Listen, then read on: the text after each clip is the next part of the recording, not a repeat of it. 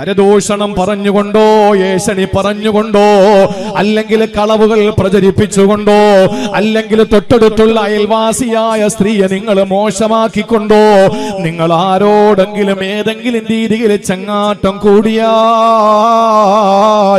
അല്ലാഹു ദുനിയാവിൽ തരുന്ന ശിക്ഷ എന്തെന്നറിയോ? വിശുദ്ധ ഖുർആൻ സൂറത്തുൻ നിസാ എടുത്ത് നിങ്ങളൊന്ന് പരിശോധിച്ചു നോക്കിയാൽ അവിടെ കാണാം 160-ാമത്തെ ആയത്തിൽ അല്ലാഹു പറയുകയാണ് ഫബിളുൽമിൻ മിനല്ലദീന ഹാദൂ ഹറംനാ അലൈഹിം ത്വയ്യിബാത്തിൻ വഹില്ലതു ലഹും. അല്ലാഹു പറയുകയാണ് ഈ ദുനിയാവിൽ അവർക്ക് അനുവദിച്ചു കൊടുത്ത പലതിനെയും ഞാൻ ഹറാമാക്കുന്നതാ. ഈ പറയുന്ന വാക്ക് നിങ്ങൾ ശ്രദ്ധയോടെ കേൾക്കണേ. അല്ലാഹു പറയുകയാണ് ആരാണോ ദുൽമ കാണിക്കുന്നത് ദുനിയാവിൽ അവന് അനുവദിച്ചു കൊടുത്ത പല കാര്യങ്ങളെ ഞാൻ ഹറാമാക്കുന്നതാ. സഹോദരങ്ങളെ, ഹലാല് ഹറാം ഇനി ഒരിക്കലും രൂപാന്തരപ്പെടുന്നതല്ലല്ലോ. അള്ളാന്റെ പ്രിയപ്പെട്ട പ്രവാചകനെ ഈ പരിശുദ്ധ ദീനിനെ സമ്പൂർണമാക്കിയതാണ്. ഇനി ഒരു ഹറാം വരാനില്ല, ഇനി ഒരു ഹലാല് പരിപ്പിക്കപ്പെടാനില്ല. എല്ലാം സുതാര്യമാണ്, സുവ്യക്തമാണ്, സുസജ്ജമാണ്. എന്നാൽ റസൂലുള്ളാഹി പറഞ്ഞ വാക്കെന്താണ്? ഖുർആനിന്റെ ആയത്ത് എന്താണ്? ഫബിളുൽമിൻ മിനല്ലദീന ഹാദൂ ഹറംനാ അലൈഹിം ത്വയ്യിബാത്തിൻ വഹില്ലതു ലഹു. ജൂതന്മാരെ പ്രത്യേകിച്ച് സമാന സ്വഭാവക്കാരെ പൊതുവെയും അല്ലാഹു പരിചയപ്പെടുത്തുകയാണ്. ആരാണോ സ്വന്തത്തോട് ദുൽമ കാണിക്കുന്നത്, ആരാണോ അപരനോട് ദുൽമ കാണിക്കുന്നത്, അവൻ അല്ലാഹു തആല ദുനിയാവിൽ അനുവദിച്ചു കൊടുത്ത പലതിനെയും അല്ലാഹു നിഷിദ്ധമാക്കുന്നതാ. ഒരു ഉദാഹരണം ഞാൻ എന്റെ പ്രിയപ്പെട്ടവർക്ക് പറഞ്ഞു തരാ. സഹോദരങ്ങളെ, അല്ലാഹു നമുക്കിനി ഒന്നും ഹറാമാക്കാനില്ല. ഇസ്ലാമിന്റെ ദീനിന്റെ സമ്പൂർണ്ണത പൂർത്തീകരിക്കപ്പെട്ടിരിക്കുകയാ. പക്ഷെ എങ്ങനെയാണ് അല്ലാഹു തമ്മ ഹലാലാക്കിയതിനെ ഹറാമാക്കുന്നതെന്നറിയോ? കഴിക്കാൻ ഭക്ഷണം തന്നില്ലേ മാമോടുകാരാ, കുടിക്കാൻ വെള്ളം തന്നില്ലേ ചുഴുവഞ്ചിറക്കാരാ. ഇത് അല്ലാഹു അങ്ങ് തടയുമെന്നാണ്. അല്ലാഹു ഇതങ്ങ് തടയുമെന്നാണ്. കുടിക്കാൻ ഒരു തുള്ളി വെള്ളമില്ലാതെ കഷ്ടപ്പെടുമെന്നാണ് എന്ന് പറഞ്ഞ ജീവിതത്തിൽ അല്ലാഹു ബറക്കത്തെടുത്ത് കളയുമെന്നാണ്.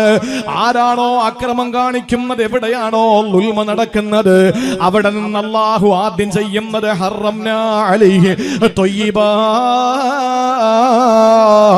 അല്ലാഹു അനുവദിച്ചതിനെ അല്ലാഹു തആല എടുത്തങ്ങ് മാറ്റുമെന്നാണ്. നിങ്ങൾക്കറിയുമോ, അബൂ ഹുറൈറ റളിയല്ലാഹു തആല അൻഹു ഒരു ദിവസം പറഞ്ഞു, എന്റെ ജീവിതത്തിലെ ഏറ്റവും വലിയ നഷ്ടങ്ങൾ 3 എണ്ണമാണ്. അതിൽ ഒന്നാമത്തേത് വഫാത്തു റസൂലില്ലാഹ്. എന്റെ പുണ്യപൂമാൻ ഈ ലോകത്ത് നിന്ന് വിട പറഞ്ഞതാ. എന്റെ നായകൻ ഈ ലോകത്ത് നിന്ന് വിട പറഞ്ഞു പോയതാണ് എന്റെ ജീവിതത്തിലെ ഏറ്റവും വലിയ ദുഃഖങ്ങളിൽ ഒന്ന്. രണ്ടാമത്തേതോ ഖത്ല ഉസ്മാൻ ഇബ്നു അഫ്ഫാൻ റളിയല്ലാഹു അൻഹുവിനെ കൊന്നുകളഞ്ഞതാ. ഉസ്മാൻ തങ്ങളുടെ കൊലയാണ് എന്റെ ജീവിതത്തിലെ രണ്ടാമത്തെ ഏറ്റവും വലിയ നഷ്ടം. മൂന്നാമത്തെ നഷ്ടം ഏതെന്നറിയോ? മഹാനായ അബൂ ഹുറൈറ തങ്ങൾ പറയുകയാണ്, എന്റെ മൂന്നാമത്തെ നഷ്ടം എന്റെ ഒരു സഞ്ചി നഷ്ടപ്പെട്ടതാണ്.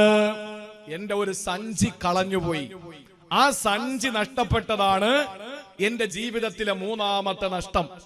ചുഴുവഞ്ചിറക്കാരായ നിങ്ങൾക്ക് എന്തെങ്കിലും അത്ഭുതം തോന്നുന്നുണ്ടോ? അതില് നബി തങ്ങളുടെ വഫാത്തുമായി കണക്ട് ചെയ്യപ്പെടുന്ന, ഉസ്മാൻ തങ്ങളുടെ ഷഹാദത്തുമായിട്ട് രക്തസാക്ഷിത്വവുമായിട്ട് ബന്ധപ്പെടുന്ന രീതിയിൽ ഒരു സഞ്ചി കളഞ്ഞു എന്ന് പറയുമ്പോ ആ സഞ്ചിക്ക് എന്തോ മൂല്യമുണ്ടെന്നല്ലേ മനസ്സിലാവുക? ആ സഞ്ചിക്ക് എന്തോ വലിയ ഒരു പ്രത്യേകത ഉണ്ടെന്നല്ലേ? ആ സഞ്ചിക്ക് പ്രത്യേകത ഉണ്ട്. ആളുകൾ ചോദിച്ചു അബൂ ഹുറൈറ തങ്ങളോട്, എന്താ സഞ്ചിയിലുള്ള പ്രത്യേകത? അബൂ ഹുറൈറ തങ്ങൾ പറഞ്ഞ മറുപടി എന്തെന്നറിയോ? ഒരു ദിവസം ഞാനും എന്റെ പ്രവാചകനും കൂടി നടന്നു പോകുമ്പോ അള്ളാഹുവിന്റെ റസൂല് ചോദിച്ചു, അബൂ ഹുറൈറ കഴിക്കാൻ എന്തുണ്ട് സഞ്ചിയിൽ? ഞാൻ പറഞ്ഞു, നബിയെ, ഇത് അഹ്ലുൽ ഈമാനിന് വേണ്ടി മാത്രം പറയാട്ടോ. സഹോദരങ്ങളെ, ഇത് നിങ്ങളാകുന്ന മുഅ്മിനീങ്ങൾക്ക് വേണ്ടി മാത്രം പറയാ. നിരീശ്വരവാദികൾക്കും എക്സ് മുസ്ലിമീങ്ങൾക്കും ഇസ്ലാമിനെ കടന്നാക്രമിക്കാൻ വേണ്ടി കാത്തിരിക്കുന്ന വിവരദോഷികൾക്ക് വേണ്ടി ഞാൻ പറയുന്നതല്ല. ഞങ്ങളുടെ മതത്തിന്റെ ആദർശത്തിലുള്ള എല്ലാ കാര്യങ്ങളും ഞങ്ങൾ നോക്കിക്കോളാം. നിങ്ങൾ വലിയ കണ്ണീരൊലിപ്പിക്കേണ്ട കാര്യമൊന്നുമില്ല. ഞങ്ങളുടെ മതം ഞങ്ങളോട് പറയുന്ന കാര്യം കൃത്യമായി അതനുസരിച്ച് ജീവിക്കാനും അത് ചർച്ച ചെയ്യാനുമുള്ള സ്വാതന്ത്ര്യം ബഹുമാനപ്പെട്ട ഇന്ത്യ മഹാരാജ്യത്തിന്റെ ബഹുമാനപ്പെട്ട ഭരണഘടന തന്നിട്ടുണ്ടെങ്കിൽ അത് പ്രചരിപ്പിക്കാൻ ഞങ്ങൾക്കറിയാം. അതിന് നിങ്ങൾക്ക് നേരേണ്ട കാര്യമില്ല. നിങ്ങൾക്ക് വലിയ സങ്കടമാണ് ഇങ്ങനെയൊക്കെ കേൾക്കുമ്പോ. പരിശുദ്ധമായ ദീനിന്റെ ചില കാര്യങ്ങൾ ഹൂറിമാരെ പറ്റി കേൾക്കുമ്പോ നിങ്ങൾക്ക് ഭയങ്കര വിഷമമാണ്. സ്വർഗത്തിന്റെ തോട്ടത്തെ പറ്റി പറയുമ്പോ ഇവിടുത്തെ എക്സ് മുസ്ലിമിനും വിവരം കെട്ട തമ്മീസുമില്ലാത്ത നിരീശ്വരവാദികൾക്ക് നോവേണ്ട കാര്യമൊന്നുമില്ല. ഇത് അഹ്ലുൽ ഈമാനോട് ഞങ്ങൾ മൈക്ക് കെട്ടി പ്രസംഗിക്കുന്ന കാര്യമാണ്. അബൂ ഹുറൈറ തങ്ങൾ പറഞ്ഞു, ഞങ്ങൾ റസൂൽ തങ്ങളുമായിട്ട് യാത്ര ചെയ്തുകൊണ്ടിരിക്കുമ്പോൾ നബി തങ്ങൾ ചോദിച്ചു, എന്തെങ്കിലും വിശപ്പുണ്ടോ, എന്തെങ്കിലും കയ്യിലുണ്ടോ? ഞാൻ പറഞ്ഞു, നബിയെ കുറച്ച് ഈത്തപ്പഴമുണ്ട്. അള്ളാന്റെ റസൂൽ ആ സഞ്ചിക്കകത്ത് കൈയിട്ടു. എന്നിട്ട് അള്ളാന്റെ റസൂൽ ബറക്കത്തിന് വേണ്ടി ദുആ ചെയ്തു. ആ സമയത്ത് എന്നോട് റസൂലുള്ളാഹി തങ്ങൾ പറഞ്ഞു, അബൂ ഹുറൈറ വേണ്ടി വരുമ്പോഴൊക്കെ അതിനകത്ത് കൈയിട്ട് ഈത്തപ്പഴം എടുത്ത് കഴിച്ചോ. ഞാൻ കഴിച്ചു. ഞാൻ ഒത്തിരി നാൾ കഴിച്ചു. എനിക്ക് വേണമെന്ന് തോന്നുമ്പോഴൊക്കെ ഞാൻ ആ സഞ്ചിയിലേക്ക് കൈയിടും. എന്നിട്ട് ഞാൻ ഈത്തപ്പഴം എടുത്ത് കഴിക്കും. അവസാനം എന്റെ സഞ്ചി നഷ്ടപ്പെട്ടു പോയത് എപ്പോഴാണെന്നറിയോ?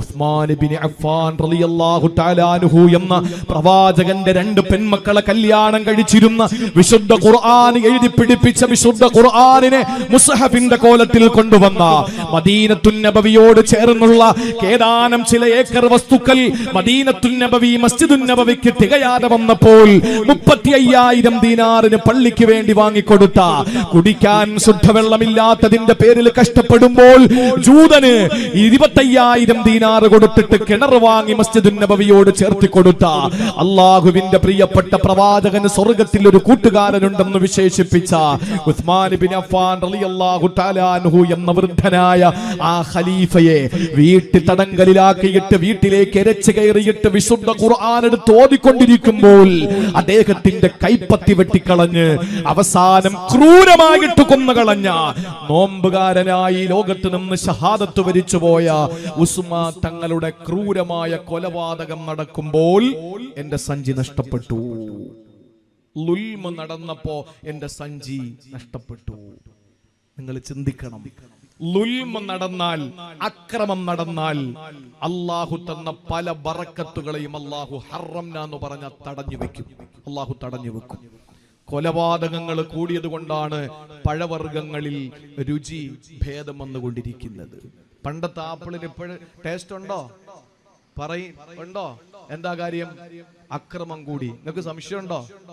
കിതാബുകളിൽ വളരെ വ്യക്തമായി കൊടുത്തിട്ടുണ്ട്. അതൊന്നും പറയാനുള്ള സമയമില്ല. ബറക്കത്ത് നഷ്ടപ്പെട്ട്, പഴവർഗ്ഗങ്ങളിൽ ബറക്കത്ത് നഷ്ടപ്പെട്ട്, നമ്മൾ പറയും എൻഡോ സൽഫാൻ അടിച്ചു കയറ്റുന്നത് കൊണ്ടാന്ന, നമ്മൾ പറയുന്ന അങ്ങനെയൊക്കെ പല കാരണങ്ങളാ. പക്ഷേ ഒരു കാര്യം നമ്മൾ അറിയണം, ളുൽമ് എവിടെ നടക്കുമോ അല്ലാഹു തആല നമുക്ക് തന്ന പലതിനെയും തടഞ്ഞു വെക്കും, ബ്ലോക്കാക്കും. ഒരു സംശയമില്ല.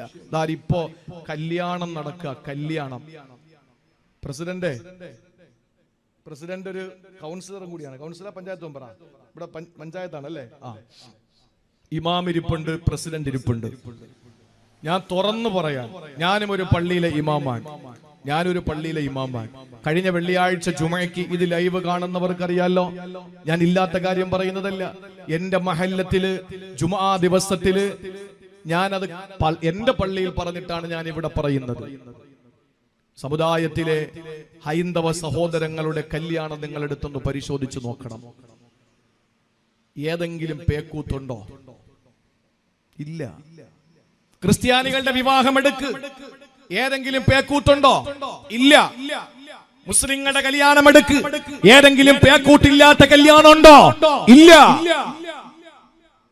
കണ്ണൂര് എയർപോർട്ട് റോഡ് തടഞ്ഞിട്ട് ഒട്ടകപ്പുറത്ത് പുതിയ ആപ്പിളയെ കൊണ്ടുവന്നു. ഒട്ടകപ്പുറത്തല്ല, നിങ്ങൾ എന്തിന്റെ പുറത്തോ, നീലത്തിമിംഗലത്തിന്റെ പുറത്തോ കൊണ്ടുവന്നു, ആനപ്പുറത്ത് കയറ്റിക്കും, അതൊന്നും ഒരു പ്രശ്നമല്ല. പക്ഷെ സമുദായത്തിന്റെ പരിവേഷം കെട്ടിയിട്ട് ഈ സമുദായത്തെ പറയിപ്പിക്കരുത്. സമുദായത്തെ പറയിപ്പിക്കാൻ പാടില്ല.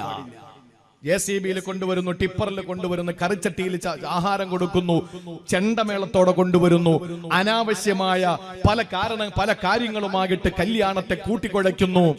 ഞാൻ കുറ്റം പറയുന്നത് രാഷ്ട്രീയ പാർട്ടികളെയോ സംഘടനകളെയോ പെണ്ണിന്റെ വാപ്പായോ ചെക്കനെയോ ചെക്കന്റെ കൂട്ടുകാരനെയോ അമ്മാവന്മാരെയോ ഒന്നുമല്ല ഞാൻ കുറ്റം പറയുന്നത്. ഞാൻ 1000 വട്ടം പറയുന്നു, ഇതിന്റെ ഒക്കെ യഥാർത്ഥ കുറ്റക്കാർ പള്ളിയിലെ ഖതീബും കമ്മിറ്റിക്കാരും. ഒരു സംശയ കാര്യത്തിലില്ല. ഞാൻ പള്ളിയിലെ ഇമാമ. ഞാൻ പറയാൻ, ചുഴുവഞ്ചിറ പള്ളിയിലെ മഹല്ലത്തിൽ ഒരു ചെറുപ്പക്കാരൻ എന്റെ നാട്ടില് പനവൂർ എന്ന് പറയുന്ന പ്രദേശത്ത് കല്യാണം കഴിക്കാൻ വന്നാൽ ചുഴുവഞ്ചിറ കമ്മിറ്റി കത്ത് കൊടുക്കും.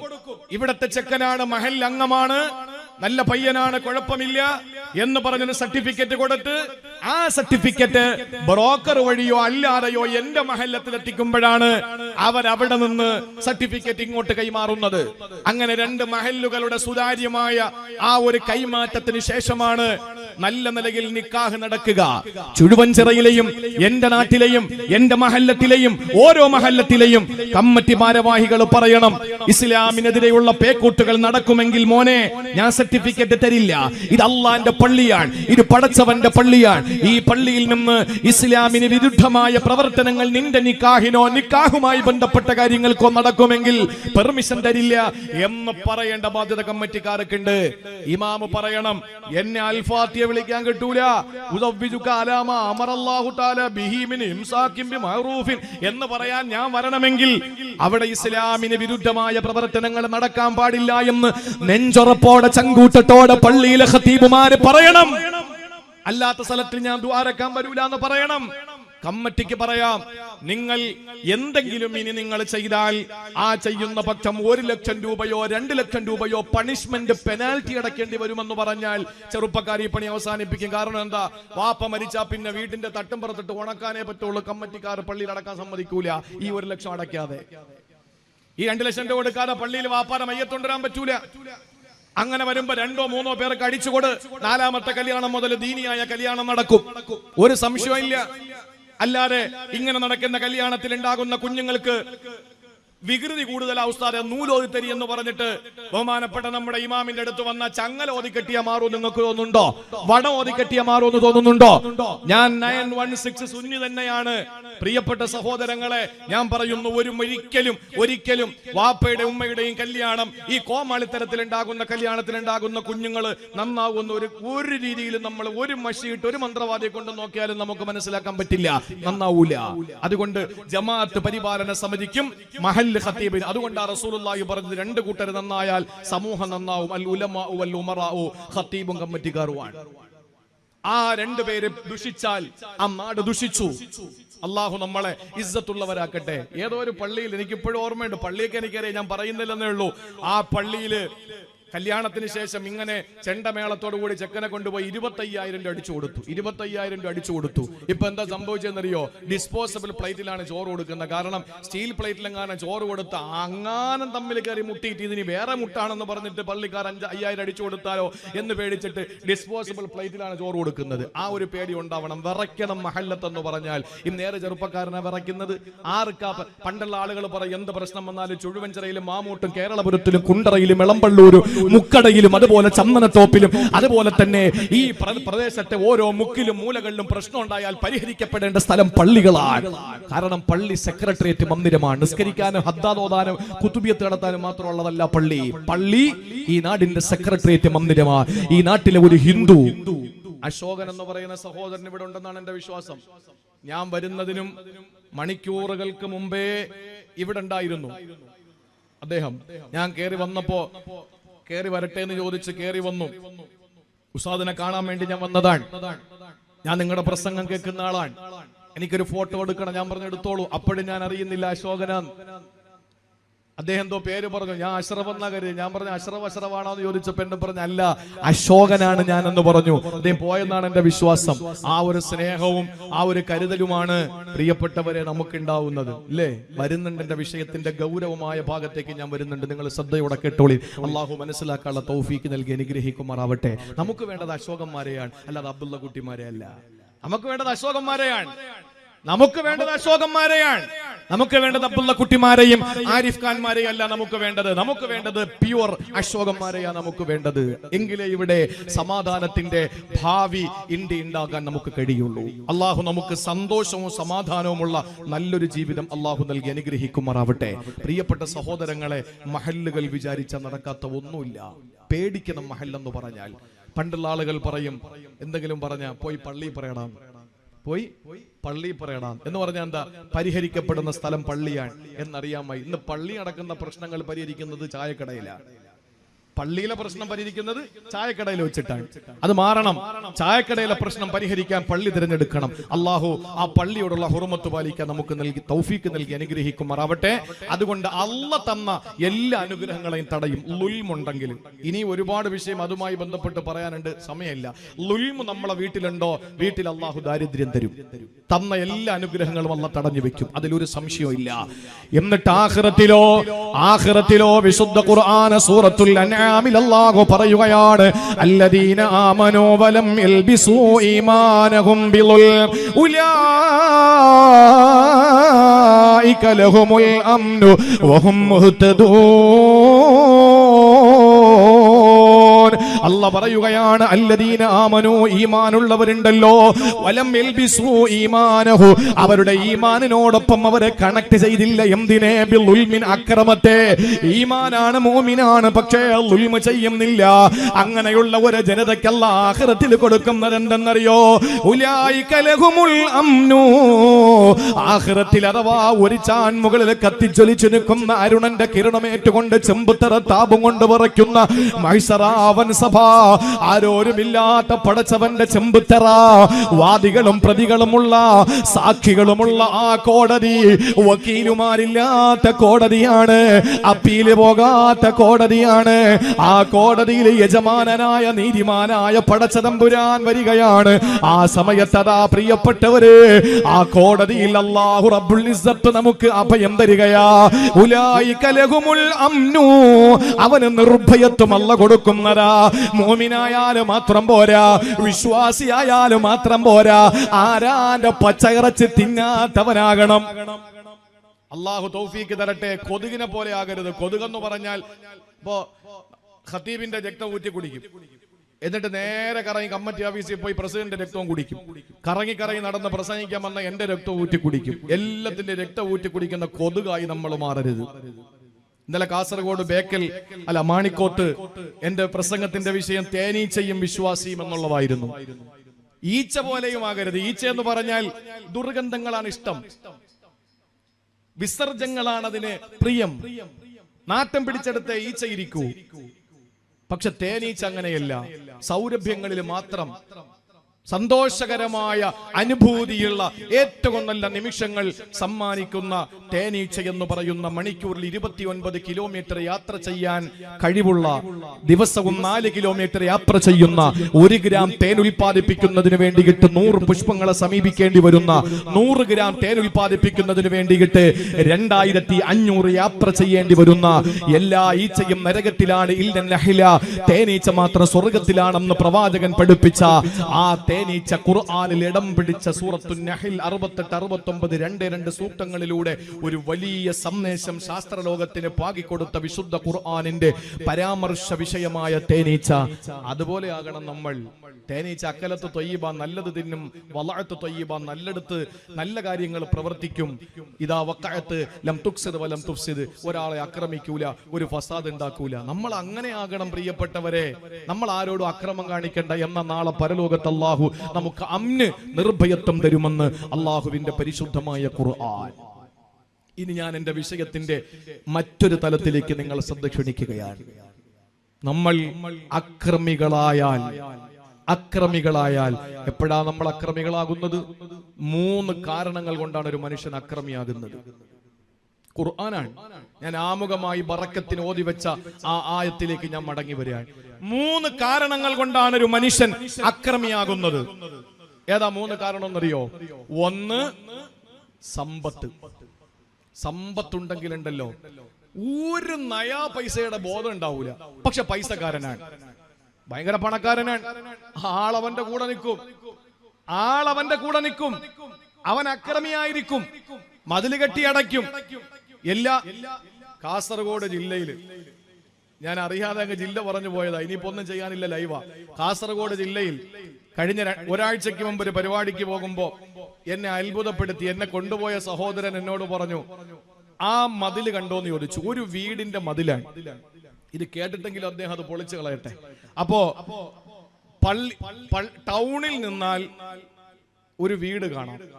ടൗൺ പള്ളിയുടെ മുറ്റത്ത് നിന്നാൽ നേരെ അദ്ദേഹത്തിന്റെ സ്വന്തം കൊച്ചാപ്പാട മോനാ, സ്വന്തം മൂത്താപ്പാട മോനാ. ഈ മൂത്താപ്പാട മോന്റെ വീട് പള്ളിയിൽ നിന്നാൽ കൃത്യമായിട്ട് ആ വീട് കാണാം. പള്ളിയുടെ മുറ്റത്തിരിക്കുന്നവരൊക്കെ ആ വീട് കാണാം. നല്ല മനോഹരമായൊരു വീടാണ്. കൊച്ചാപ്പാട മോന് സഹിക്കുന്നില്ല. കൊച്ചാപ്പാട മോൻ എന്ത് ചെയ്തെന്നറിയോ? 2 നില ഫ്ലാറ്റ് കെട്ടി. എവിടെ? മൂത്താപ്പാട മോന്റെ വീട്ടിന്റെയും പള്ളിയുടെയും ഇടയിൽ അയാളുടെ വസ്തുവില് ഒരു 2 നില ഫ്ലാറ്റ് കെട്ടി. ഫ്ലാറ്റ് കെട്ടിയപ്പോഴും വീടിന്റെ ആ മുകളിലത്തെ നില പള്ളിയുടെ മുറ്റത്ത് നിന്നാ കാണാം. അങ്ങനെ അദ്ദേഹം എന്ത് ചെയ്തു? അതിന്റെ മുകളിൽ പാരപ്പറ്റ് എന്നല്ലേ പറയുന്നത്, പ്രസിഡന്റ് പാരപ്പറ്റ് എന്നല്ലേ പറയണ, ചുറ്റും അതിന്റെ പാരപ്പറ്റ് കെട്ടുക എന്ന് പറയില്ലേ, അങ്ങനെ ഉയർച്ച ഒരാൾ പൊക്കത്തിന് കെട്ടി. അങ്ങനെയൊന്നും സാധാരണ കെട്ടാറില്ല, 4-5 താബൂക്ക് വെച്ചിട്ടാ കെട്ടുക. പക്ഷെ ഇത് നേരെ പൊക്കി അങ്ങ് കെട്ടി. പൊക്കി കെട്ടിയപ്പോഴും ഒരു സൈഡിൽ നിന്ന് ആ വീടിന്റെ ഒരു ഭാഗം കാണാം. നമ്മൾ ആ സ്ഥലത്ത് നിന്ന് കാണിച്ചിട്ട് പറയാ, ഈ പാരപ്പറ്റ് കെട്ടിയിരിക്കുന്നതിന്റെ മോഡൽ നോക്കിയേ, ഇങ്ങനെയാ കെട്ടിയിരിക്കുന്നത്. കാരണം ആ കാണുന്ന അല്പം കാണുന്ന ഭാഗത്ത് വീണ്ടും അല്പം കൂടെ ഒന്ന് പൊക്കി കെട്ടി. ആ നിലയില് ഈ പള്ളിയുടെ മുറ്റത്ത് നിൽക്കുന്നവർ തന്റെ മൂത്താപ്പാട മോന്റെ വീട് കാണരുത് എന്ന ആഗ്രഹമുള്ള ഒരു കൊച്ചാപ്പാട മോന്റെ മനസ്ഥിതി ഒന്ന് ആലോചിച്ച് നോക്കിയേ. അപ്പൊ ഈ അക്രമമൊക്കെ നടത്തുന്നാരാ? എന്ന് പറഞ്ഞ അസ്ഥാനത്ത് കൊണ്ടൊരു സാധനം വെക്കുന്നതിനാണ് ലുൽമെന്ന് പറയുന്നത്. 256 സ്ഥലങ്ങളിൽ ഖുർആൻ പറഞ്ഞ ലുൽമ്, അതിൽ ഒരു ലുൽമ് പ്രിയപ്പെട്ടവരെ ഇതുണ്ടാകാൻ കാരണം പണമാണ്. പണം ഇല്ലാത്തവൻ എന്ത് പൊക്കി കിട്ടാനാ? ഒന്നുമില്ല. പൈസ ഉണ്ടെങ്കിൽ എന്ത് ചെയ്യാം, ആരെയും എന്ത് ചെയ്യാം, ആക്രമിക്കാം, ഒരു കുഴപ്പമില്ല. ഒന്ന്. ഇനി രണ്ടാമത്തെ എന്തെന്നറിയാമോ? കയ്യൂക്കുണ്ടെങ്കിൽ പൈസയൊന്നുമില്ല, യവനെ എല്ലാവർക്കും പേടിയാ. കാരണം യവൻ വാ തുറന്നാൽ ചീത്ത വിളിക്കും, യവന്റെ ഉപദ്രവത്തിൽ എല്ലാരും പേടിയാണ്. അങ്ങനെയുള്ള കയ്യൂക്കുള്ളവന്റെ മുമ്പിൽ എല്ലാരും ഒന്ന് പതറും. ഇനി കയ്യൂക്കും ഇല്ല, സമ്പത്തും ഇല്ല, പിന്നെ യവന്റെ കയ്യിൽ മറ്റൊരു വടിയുണ്ട്, അതിന്റെ പേരാണ് അധികാരം. അപ്പൊ അധികാരം കൊണ്ടും കയ്യൂക്കുകൊണ്ടും ആൽബലം കൊണ്ടും സമ്പത്ത് കൊണ്ടും ഒരു മനുഷ്യൻ അക്രമിയാകുമെങ്കിൽ വിശുദ്ധ ഖുർആൻ ഈ 3 കാറ്റഗറിയിലുള്ള 3 കൂട്ടരെ പരിചയപ്പെടുത്തി തന്നിട്ടുണ്ട്. ആദ്യം നമുക്ക് സമ്പത്ത് കൊണ്ട് മേന്മ നടിച്ച ഒരു വിഭാഗത്തെ പരിചയപ്പെടാം. അല്ലാഹ് ചോദിക്കുകയാ, അലം തറാ നബിയെ, അങ്ങയുടെ അഭിപ്രായം എന്താ? അലം തറാ നബിയെ, അങ്ങ് കാണുന്നില്ലേ? ഓ ചുഴുവൻ ചിറക്കാരാ, നിങ്ങൾ കാണുന്നില്ലേ? കൈഫ ഫഅല റബ്ബുക ബിആദ്, ആദ് സമൂഹത്തോട് പടച്ചവന്റെ ഇടപെടൽ എന്തായിരുന്നെന്ന്, ആദ് സമൂഹത്തിനോട് റബ്ബ് ചെയ്ത സമീപനം എന്തെന്ന് നിങ്ങൾക്കറിയില്ലേ? ഇറമദാത്തിൽ ഇമാദ്, തൂണുകളുടെ ഉടമസ്ഥനായിരുന്നു അവര്. വലിയ വലിയ സ്തൂപങ്ങളുടെ ഉടമകളായിരുന്ന ഇറം ഗോത്രക്കാരായ ആദ് സമൂഹത്തിനെ അല്ലാഹു ചെയ്തതെന്താ നിങ്ങൾക്കറിയോ? അല്ലതീ ലം യുഖ്ലഖ് മിസ്ലുഹാ ഫിൽ ബിലാദ്, ഇങ്ങനെ ഒരു സൃഷ്ടിയെ അല്ലാഹു ഭൂമി ലോകത്ത് പടച്ചിട്ടേ ഇല്ല. ഇങ്ങനെ ഒരു വിഭാഗത്തെ സമ്പന്നന്മാരായ ഇവരെ പോലുള്ളവരെ അല്ലാഹു നാളിതുവരെ പടച്ചിട്ടില്ല. ഏറ്റവും വലിയ സമ്പത്തിന്റെ ഉടമകളായിരുന്നല്ലോ കോടാനകോടിയുടെ പ്രതിമ വയ്ക്കുന്നവരെ. ഒരു നേരത്തെ ഭക്ഷണം കഴിക്കാൻ വകയില്ലാതെ റെയിൽവേ പുറമ്പോക്കുകളിൽ സാരി വലിച്ചു കെട്ടിയിട്ട് ജീവിക്കുന്ന, ഭിക്ഷാടനം നടത്തി ജീവിക്കുന്ന, സ്റ്റാർ ഹോട്ടലുകളിൽ നിന്ന് വലിച്ചെറിയുന്ന, കുപ്പത്തൊട്ടിയിൽ ചെന്നിട്ട് പറ്റുവാരിയിട്ട് തന്റെ മക്കൾക്ക് കൊടുക്കുന്ന ആളുകളുടെ മുമ്പിൽ വന്നിട്ട് യാചിച്ച് ജീവിക്കുന്ന ഭിക്ഷാടനക്കാർ ആയിരക്കണക്കിന് ലക്ഷക്കണക്കിന് നമ്മുടെ രാജ്യത്ത് താമസിക്കുമ്പോൾ ഏതോ ഒരു മച്ചമ്പി വന്നപ്പോ അവരെ കാണാതിരിക്കാനും മതിൽ കെട്ടി അടച്ചിട്ട് ഇവിടെ ഉള്ളവരെല്ലാ കുബേരന്മാരാണെന്ന് കാണിച്ചു കൊടുത്ത രാജ്യത്തിന്റെ ഭരണാധികാരികൾ കോടാനകോടി രൂപയുടെ പ്രതിമ പ്രാവിന് കാട്ടിക്കാൻ, കടൽക്കാക്കയ്ക്ക് കാട്ടിക്കാൻ വേണ്ടിയിട്ട് നടുകടലിൽ നിർമ്മിക്കുമ്പോ അല്ലാഹു പറയുന്ന ഉന്നത സ്തൂപങ്ങൾ നിർമ്മിച്ച ഇറം ഗോത്രക്കാര് ആദ് സമൂഹത്തെ അല്ലാഹു എങ്ങനെയാണ് പണിഷ്മെന്റ് കൊടുത്തതെന്നറിയോ? ഇതെന്റെ വാക്കല്ല, ആഗോള സംസ്കാര സംശുദ്ധ സിദ്ധാന്തം വിളിച്ചോതുന്ന വിശുദ്ധ ഖുർആൻ, ലോകം ദാഹിച്ചുകൊണ്ടിരുന്ന വിമോചന സരണി, ഹിറാ ഗുഹ്റത്തിന്റെ അന്തരീക്ഷത്തെ കീറിമുറിച്ചുകൊണ്ട് റൂഹുൽ അമീൻ മലക്ക് ജിബ്രീൽ ഓതിക്കൊടുത്ത ഓതിക്കൊടുത്ത് വിശുദ്ധ ഖുർആനിന്റെ ആയത്തിൽ സൂറത്തുൽ ഫജ്റിൽ അല്ല ചോദിക്കുകയാ, ഇറം ഗോത്രക്കാരായ ആദ് സമൂഹത്തെ അല്ല എങ്ങനെയാണ് കൈകാര്യം ചെയ്തതെന്നറിയോ? അള്ളാഹു കൈകാര്യം ചെയ്തത് അവസാനം പറയുന്നുണ്ട്. ഇവര് സമ്പന്നന്മാരായിരുന്നത് കൊണ്ടാണ് സ്തൂപങ്ങൾ നിർമ്മിച്ചത്. അവര് സമ്പന്നന്മാരായിരുന്നു. ഇനി രണ്ടാമത് കയ്യൂക്കുള്ള നല്ല ആരോഗ്യമുള്ള ആളുകളെ സംബന്ധിച്ച് അല്ലാഹു അടുത്ത ആയത്തിൽ പറയുകയാ, വസമൂദല്ലദീന ജാബു സഖറ ബിൽ വാദ്, താഴ്വരകളിൽ പാറകൾ തുരന്നിട്ട് വീട് നിർമ്മിച്ച കായിക ശേഷിയുള്ളവര്, നല്ല ആരോഗ്യമുള്ളവര്. സഹോദരങ്ങളെ, മുഫസ്സിരീങ്ങൾ പറഞ്ഞതെന്തെന്നറിയോ? ആ കാലഘട്ടത്തിലുള്ള ആളുകൾക്ക് പാറകൾ തിരക്കുന്നത് എങ്ങനെയെന്നറിയോ? ബുൾഡോസർ കൊണ്ടല്ല, JCB കൊണ്ടല്ല. ഈ ബുൾഡോസറും JCBയും അവർക്ക് ആവശ്യമില്ല. അവര് കൈകൊണ്ട് പാറകളെ ഇങ്ങനെ തുരറ്റുമായിരുന്നു. ഏതുപോലെ ഇന്ന് ചുഴുവൻചിറയിലെ പെണ്ണ് അരിപ്പൊടി എടുത്തിട്ട് വെള്ളമൊഴിച്ചിട്ട് കുഴച്ചിട്ട് മാവ് കുഴയ്ക്കൂലേ? ആ മാവ് കുഴയ്ക്കുന്ന സമയത്ത് അതിനെ കുഴച്ചിട്ട് മാവ് എങ്ങനെയാണോ നിനക്ക് മാറ്റി തിരുത്തി ഉരുട്ടിയെടുക്കാൻ പറ്റുന്നത്, അതുപോലെ സമൂഹ ഗോത്രത്തിന് പാറകളിൽ കൈകൊണ്ട് കൗശലങ്ങൾ കാണിക്കാൻ കഴിയുമായിരുന്നു. അല്ലാഹു റബ്ബുൽ ഇസ്സത്ത് ആ ജനതയെ, കായിക ശേഷിയുള്ള ജനതയെ അല്ലാഹു എങ്ങനെയാണ് നശിപ്പിച്ചതെന്നറിയോ? ഇത് ആരോഗ്യവും കായിക ശേഷിയും കയ്യൂക്കുമാണെങ്കിൽ ഇനി മൂന്നാമത് അക്രമത്തിന്റെ മറ്റൊരു മാനദണ്ഡമുണ്ട്. എന്താണെന്നറിയോ? അധികാരത്തിന്റെ അത്ഭുതവടി കയ്യിൽ കിട്ടുമ്പോൾ, ഇന്ദ്രപ്രസ്ഥത്തിനകത്ത് രാജകുബേരനായി വാണരുളുമ്പോൾ അവനെ സംബന്ധിച്ച് അല്ലാഹു പറയുന്നു, വഫിർഔന ദിൽ ഔതാദ്, ആണിയടിച്ചിട്ട് ജനങ്ങളെ ശിക്ഷിച്ചിരുന്ന, ആണി കൈകാലുകളിലും വയറ്റിലും അതുപോലെ ലിംഗത്തിലും ശരീരത്തിന്റെ ഭാഗങ്ങളിലും നഖങ്ങളിലും മുഖത്തും ആണിയടിച്ചിട്ട് ശിക്ഷ നടപ്പിലാക്കിയിരുന്ന ഫെറോവ, അവൻ അധികാരമുണ്ടായിരുന്നു. ആ അധികാരമുണ്ടായിരുന്ന ഫിർഔനെ അല്ല എങ്ങനെയാ പാഠം പഠിപ്പിച്ചതെന്നറിയോ? അല്ലാഹു റബ്ബുൽ ഇസ്സത്ത് അതിനു മുമ്പ് എവരുടെ പ്രശ്നം എന്താണെന്ന് കൂടി പറയുകയാണ്. സഹോദരങ്ങളെ, ഖുർആൻ പറയുന്നു, അല്ലദീന തഗൗ ഫിൽ ബിലാദ്, നാട്ടിലവര് അക്രമമുണ്ടാക്കി, നാട്ടിൽ പ്രശ്നങ്ങൾ ഉണ്ടാക്കി. നിങ്ങൾ എന്റെ ഈ ആയത്തിന്റെ കൂടെ വരണേ, നിങ്ങളുടെ മനസ്സങ്ങോട്ടും ഇങ്ങോട്ടും പോകല്ലേ. അല്ലാഹുവിന്റെ ഖുർആൻ അത്ഭുതമാണ്, മഹാ അത്ഭുതമാണ് വിശുദ്ധ ഖുർആൻ. അല്ലാഹ് പറയുന്നു, അല്ലദീന തഗൗ ഫിൽ ബിലാദ്, നാട്ടില് പ്രശ്നമുണ്ടാക്കിയവരാണിവര്. ഫഅക്തറൂ ഫീൽ ഫസാദ്, ഓരോ സ്റ്റേറ്റുകളിൽ നിന്നും അടുത്ത സ്റ്റേറ്റിലേക്ക് ഫസാദ് ഇങ്ങനെ പടർന്നുകൊണ്ടേയിരുന്നു, സ്പ്രെഡായി അതിങ്ങനെ പരന്നുകൊണ്ടേയിരുന്നു. ഫസബ്ബ അലൈഹിം റബ്ബുക സൗത അദാബ്, അല്ലാഹു അവർക്ക് കൊടുത്ത ശിക്ഷയെ പറ്റി പറഞ്ഞ് നിങ്ങൾ അറിയണം.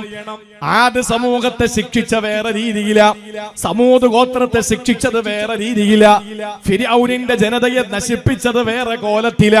പക്ഷെ അല്ലാഹു എവര് ഫസാദ് ഉണ്ടാക്കി, പ്രശ്നങ്ങൾ ഉണ്ടാക്കി, അക്രമം ഉണ്ടാക്കി, നാട്ടിൽ അരാജകത്വം ഉണ്ടാക്കിയപ്പോൾ അല്ല എവരെ പിടികൂടിയതിന്റെ രംഗം പറഞ്ഞത് ഫസബ്ബ അലൈഹിം റബ്ബുക സൗത അദാബ്, അല്ല ചുള്ളി കമ്പൊടിച്ച് രണ്ടെണ്ണം അങ്ങ് കൊടുത്തു. അതാണ് അതിന്റെ അർത്ഥം.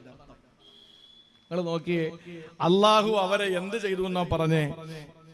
ഫിർഔനെ മുക്കിക്കൊന്നല്ല പറഞ്ഞേ. സമൂദ് ഗോത്രത്തെ സാലിഹ് നബി അയച്ചിട്ട് നന്നാക്കാൻ നോക്കി, നടന്നില്ല.